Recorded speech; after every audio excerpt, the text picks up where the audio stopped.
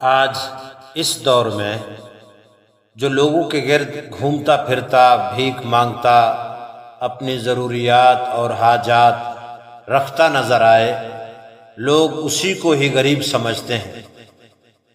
جو صاف ستھرا رہے، نظافت کا خیال رکھے، اپنی حاجتیں کسی کو نہ بتائے، اس کو لوگ ضرورت مند نہیں سمجھتے، سمجھتے ہیں اس کے پاس سب کچھ موجود ہے۔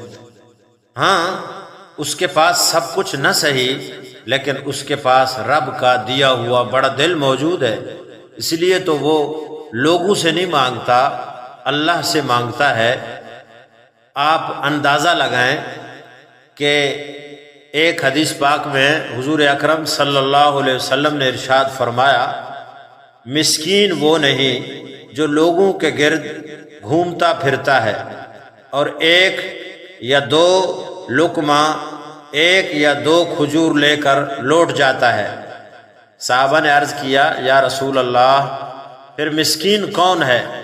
آپ صلی اللہ علیہ وسلم نے ارشاد فرمایا، جس کے پاس اتنا خرچ نہ ہو جو اس کی بنیادی ضروریات پوری کر سکے، اور نہ لوگ اسے مسکین جانتے ہوں کہ اس کو صدقہ یا خیرات دیں، اور نہ لوگوں سے کچھ مانگتا ہو۔ رواہ مسلم۔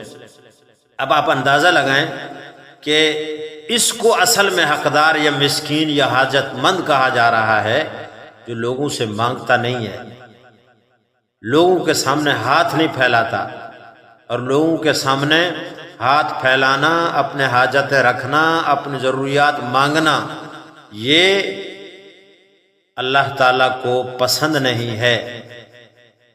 ان لوگوں کو کہتے ہیں سفید پوش۔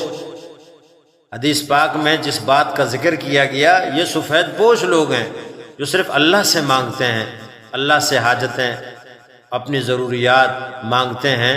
اللہ تعالیٰ ہم سب کو سمجھنے کی توفیق عطا فرمائے۔